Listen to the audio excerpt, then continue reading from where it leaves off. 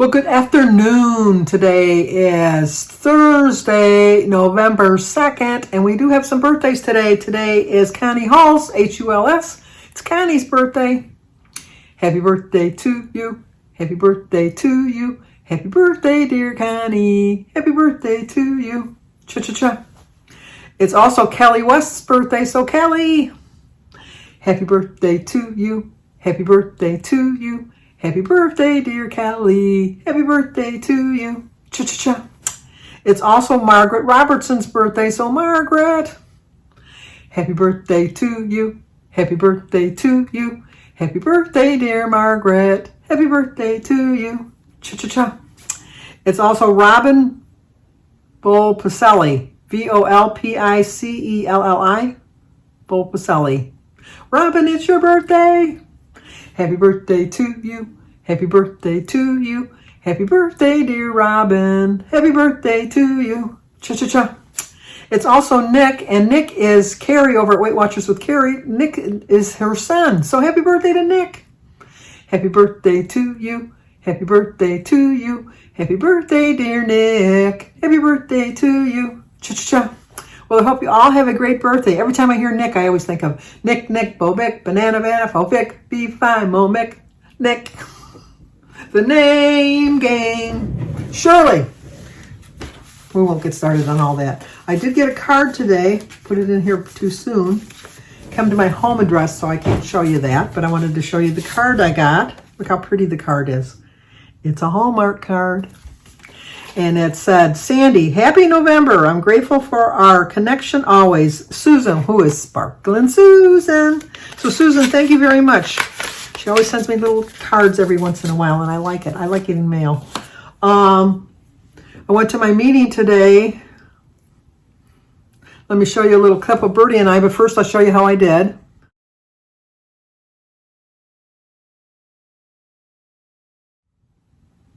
And here's the little clip of Birdie and I at the meeting. Hello, my friends. Guess where we are? We're at our Weight Watcher meeting. They knew that. But Birdie likes to tell the clock behind us. Birdie likes this machine. That sucks the fat out of you. That's what they do. And I'm sure we can believe them. Yeah. So we're hooking ourselves up to it after Because we're going to go down to Shrinky Dink, and you won't even be able to see us. Yeah, because I gained 1.2, which is very discouraging because I've been not feeling well, and I'm basically only eating one meal a day and forcing myself to eat the one meal a day. So to get on there, and not that I was trying to lose weight, it's just that I'm just too sick to eat. And on the other hand, I had a splurge week and I gained 0.2. Which is like, she could have bought pee before she got weight, and she probably would have lost it. I should have been now and see if they'll weigh me. I don't think so. No, I don't think so. I think you're out of luck. I think so.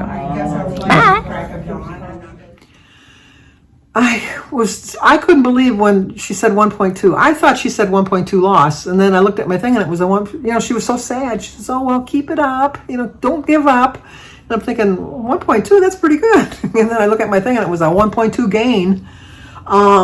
Since I had that Panera soup last Thursday and got so deathly ill, I think my enzymes in my stomach are kind of thrown off. I have to have some of those probiotics. I'm gonna have to get something because I think the juices or whatever is in my stomach is definitely all messed up. I barely eat a meal a day. I just and then I drink Verner's, which is ginger ale, which is like Michigan medicine. Afterwards, I get so nauseous. I just feel so ill. And I'm not eating crap. I have like scrambled eggs and some dry toast, or I'll have some soup and some crackers. I had a salad the other day. I did have a piece of chicken the other day. I was able to keep that down with some a big potato. So I'm really basically only eating one meal a day. I'm not doing it to lose weight. It's just my stomach just bothers me so much that I am going to go get some probiotics. Jim's got a prescription that's supposed to be filled today. So I have to go over to CVS to pick it up anyhow, so I'm going to pick something up. But which just proves the point that you have to eat to lose weight. You can't my body is just like in repair mode, I guess, or something from being ill. I still am tired all the time. I'm just everything. I fall asleep in the chair. I fell asleep in the chair yesterday, sitting in the chair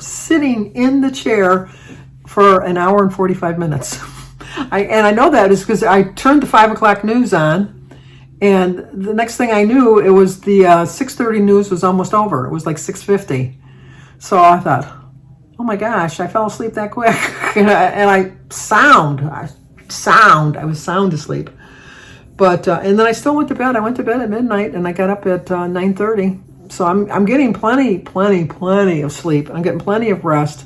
I'm drinking a lot of fluids, mostly water. I was drinking a lot of juice at the beginning, and I think that, like I said, I wasn't trying to lose weight this last week. I'm just trying to get stronger.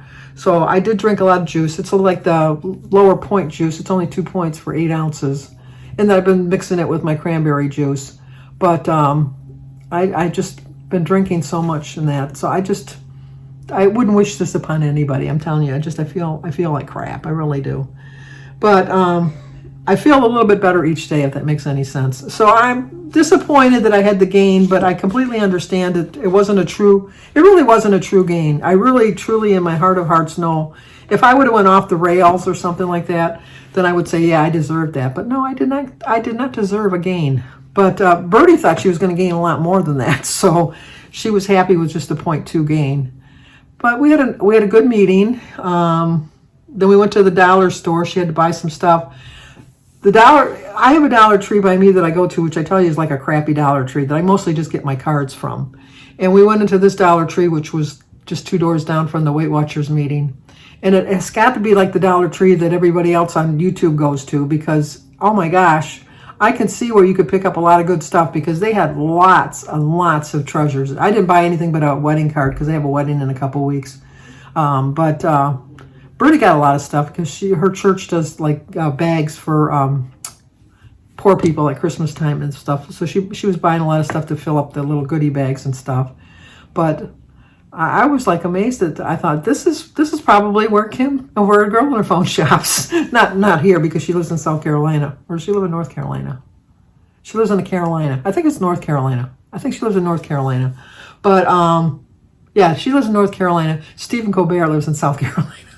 Not that they know each other, and not that I know them personally. I mean, I know Kim. But anyway, so I did see a lot of stuff, but I thought, no, I'm not buying. I was going to buy some Christmas stuff, and I thought, no, I'm trying to dwindle down on my Christmas stuff. So I thought, no, I'm not going to do that. So then I got home, and for breakfast, I had to make myself eat once again. I ate about 1 o'clock. I had a hard-boiled egg. I had an ounce of Colby Jack cheese, a cup of tea, and then I had are you ready for this? Yogurt with some berries in it and a little bit of granola on top, which I was able to kind of keep down. It kind of settled in my stomach okay. I don't know what I'm going to have for dinner. I'm going to try to eat dinner. I am going to take a nap this afternoon. I don't know. And I'm going to get in the bed and take a nap. I don't like taking naps in the chair. I woke up so stiff and it was like, oh, I don't want to do that again. So I'm just hoping. So many of you told me that the fatigue lasted almost a month. And I'm thinking, oh, well, at least I'm a week in. I only got 3 more weeks to go, if that's the theory, is my thought. And then the basement guy. Let me get started on the basement guy, because I was trying to file the claim for the depreciation. So I filed the claim on Monday when he had called and said, well, when am I going to get my check? I'm thinking, you just barely finished and you didn't really finish. I was so tempted just to say something, but I thought, no, I'm not going to say anything. And then so I filed the claim, and then almost immediately I got a response from them that they couldn't find my claim number. And then I looked at it again and realized I put the wrong claim number. No wonder they couldn't find it. So I did fix it, but then I never got a response back. So then I called my agent on Tuesday, and he wasn't in. I left a message, I'll get right back with you. He never did. So I called him again yesterday. He wasn't in again. And he was get back to me, and then he didn't get back to me. So then I called again at 4 o'clock, and I talked to one of the people that work there, and he was able to help me, and we reopened my claim. So then I called today and found out that my claim is going to be processed within the next day or two. and I will get the rest of the money. So I thought, oh, okay, fine. So then in the meantime, Jim comes under the back here and he says, well, I just got a text from Mike wanting to know when we're going to make the final payment. And I said, I'm in no big hurry to give him a final payment. I said, because he just drove me crazy. And so Jim says, yeah, but I just want to get him out of our lives. I just want to get it done. So I said, well, I just talked to the people at the insurance company, and they said it'd be a couple days before we'll get the check. And then I said, but we still have to come up with some of the money on ourselves, so because it's not going to cover exactly what we owe him still. So I do have the money that we owe him from our part, not waiting for the check. I can give him that much if you want, or we can make him wait for the whole amount. And Jim says, no, I'd rather just give him just our part for now, and then we can just wait for the balance. And so I said, okay, that sounds okay. So he texted him, and he said he'd be here at 4 o'clock. So I told Jim, he's going to be here exactly at 4 o'clock. Never mind that every time he told us he'd be here at 8 o'clock, he didn't come till 11 o'clock, or he wouldn't show up at all, or anything like this. When it involves money, he's going to be here at the door at 4 o'clock. At 3:59, ding dong, guess who was here? Coming to get his money. He was here right on time. So then I gave him his check, and he was complaining about somebody owes him $30,000 for a job, and he says, and they were supposed to pay me on Monday, and I just found out they went to Florida and they won't be back until next Tuesday. So now I got to wait for them. And after he left, I told Jim, I said, yet another unsatisfied customer that just figures you're going to wait for your payment now since we had to wait for you. And then Jim says, I realized that the only 3 times that he was on time, but exactly at the time he said he was going to show up, was the first time when he wanted to get the half down to get the basement started. He said he'd be here at 11:30. He was here at 11:30. The second time was when he needed more money for some supplies, and he said he'd be here like at 4:30. And at 4:30, he was here right at 4:30. And then today to get a check, he was here. He said he'd be here at 4 o'clock. He was here at 3:59. So it's possible for him to be here on time. It is very possible for him to get here on time, but only when it's convenient for him. I'm sorry. And then Jim says, I just want him done with. He says, I would never recommend him to anybody. And I said, the name of his company is Start to Finish. He ought to just put start to maybe getting finished at some time in the future. That should be the name of his company, because it was ridiculous how long it took him to do the basement. And then when I gave him this last check, I was this close to just telling him that I want him to go downstairs and fix the door that doesn't close properly. But I knew that Jim would get upset, because Jim said he's just going to have Jimmy fix it. So he just wants them gone. He just wants them out of our lives. He just wants them gone. So we got that done. So I watched Survivor last night. I always thought when they do the shot in the dark, I always thought, like when he says, well, I'm going to do the shot in the dark, that's just like a little stone, and it either says you're safe or not safe. It's like a shot in the dark. And all the years I've ever watched, nobody's ever had that they were safe. Never. And maybe there was one season, but I don't think there's ever been any. And so the guy that was supposed to get voted out did the shot in the dark, and guess what was safe? I couldn't believe it. And every vote was for that person, so they lucked out. I kind of think I'm wondering how the shot in the dark works. If anybody watches Survivor, let me know. I don't know if they give them the little shot in the dark thing, they keep it in their backpack through the whole season, whether or not they want to use it, or when they go up to vote, they make the decision then, because you can't vote at that point, that if you make the decision then you pick out of a bowl. And if that's the case, then I think all of them said safe, because they wanted to save them. Because I do believe I think that all reality shows, they're not really reality, because they are scripted, in my opinion, or guidelines that they follow. But I think that they kind of lead you in the direction they want you to go. I really do. And then on Amazing Race, I was so annoyed with the father-daughter team, because spoiler alert, if you don't want to hear this, don't listen. But there was a mandatory U-turn. Everybody had to vote. They had no choice in the matter. You had to vote for a team to be U-turned. U-turn means they have to do both tasks. And the father-daughter team got one more, because there was an uneven amount of teams. There was 9 teams. They got 5 votes. The other team got 4. She was so salty about the fact that they backdoored her, U-turned her. And I'm thinking, you voted for somebody. You voted for the team that came in second. So why was that okay for you to vote that way? But anybody voting for you, she was really salty. She was really, really salty. And I just thought, poor sport. It's just a game, and everybody wants to win. I understand that, but you're the first place team. You've been in first place a couple times now. You're at the top of the pack.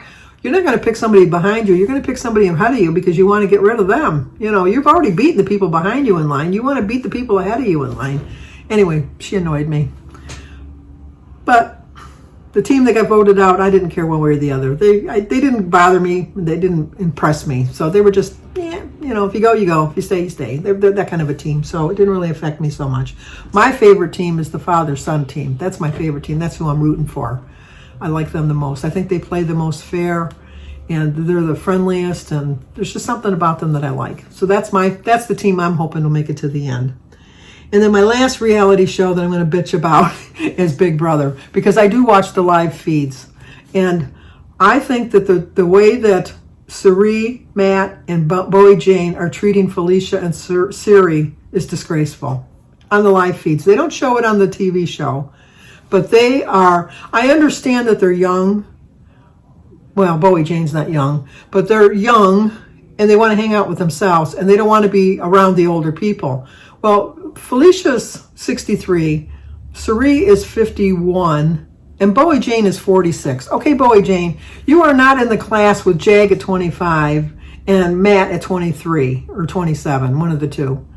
You are not equal to them. You are 20 years older than them and only 10 or 15 years younger than the other ones. And yet you're treating them so poorly and you're saying such nasty things and you're just going on and on about what liars they are and how much they lie and how can they look in the mirror and lie. And I'm thinking, you're lying to them when you're telling them you're 33 and you're 46. Don't be. And she looks every bit of 46 in my opinion.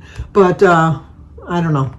But just the way they've been treating them. And then even Felicia had asked, the other day she was in the kitchen with them and they were making something to eat. And they were talking and completely ignoring Felicia, even though she was right there. And whenever Felicia tried to ask them something, they wouldn't answer her.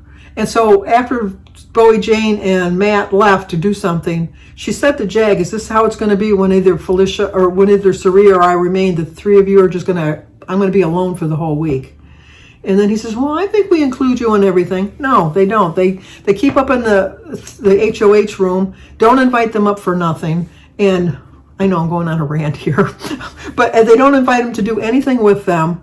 And they just talk badly about them the whole game. They're like mean girls. They really are like mean girls. And Matt is such a fool because he thinks that Jag is going to take him to the end. Mark my words, if Jag makes it to the end, he's taking Bowie Jane. He's not taking Matt. He's going to dump him at the side of the road. And Matt's going to be, because even Matt's HOH is not going to be his HOH. I'll be very surprised if Felicia gets voted out tonight. His target is Felicia tonight. He wants Felicia gone, but Bowie Jane and Jag want Suri gone.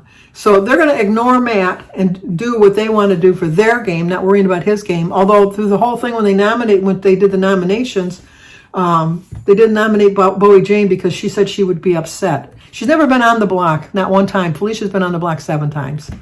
I know this is a weight loss channel. We're talking about Big Brother, and I'm getting all steamed up about this. I really am.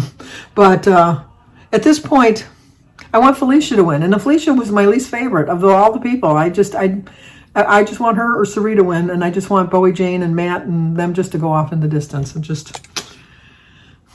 I don't know. If anybody watches it, what is your opinion about Big Brother? Am I the only one that's getting all worked up about this? Because I'm sure I am. I get so invested in my reality shows. I really do. Yet I don't watch The Bachelor or The Golden Bachelor or The Bachelorette or The Housewives. I don't watch any of those things. Those look silly to me. But I know they're not to other people that watch them.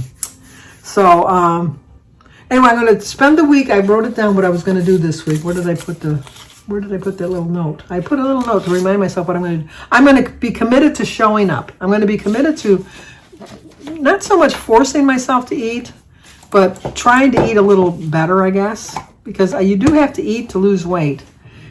I know that makes no sense. That statement makes no sense, but you do. You have to eat to lose weight. So I'm going to concentrate on committing to being healthier eating, get in a little bit more. Maybe if I get a little bit of exercise in, not a lot, but a little bit, because I don't want to over fatigue myself. But I think that just sitting in a chair is not doing me very many favors. So yeah, that's what I think I'm going to do. Be committed, not to an insane asylum or anything like that. Excuse me, but committed to getting stronger, healthier, feeling better. Go get my probiotics. Drink more of my water. Try to lay back on the juice a little bit now that I'm feeling a little bit stronger. And get on with it. Get on with it. Just get on with it. So anyway, sorry about the rant about Big Brother, but you know what? I only have, 7 more days? And then I'll be all... The season was too long this year. It just really was too long. Too many days. Anyway. Oh, and my last rant. I promised the last one. These competitions are never geared for women or older people. Now, they said they wanted to diversify the cast to make the cast a little bit older rather than just have a bunch of young people in there. But then stop making competitions that are going to favor young, strong people. If you want to have older people there, fine, but have some things. I think that even if you gear it towards the older person, that the younger person still has a better advantage because they're younger. But at least it kind of equals out in that. And I think they said that 87% of all the competitions are won by young men. Well, that tells you that they're not really gearing it towards women, because women are athletic. There's a lot of athletic women on that show. But, okay, we are done with the rant. Going to watch some YouTube videos and figure out what I'm going to have for dinner later on tonight. 20 minutes on. Well, more than 20 minutes because I did a clip of Birdie. So anyway, that's good. I got an itch right there. So like, comment, subscribe, and share, and I will talk to you guys tomorrow.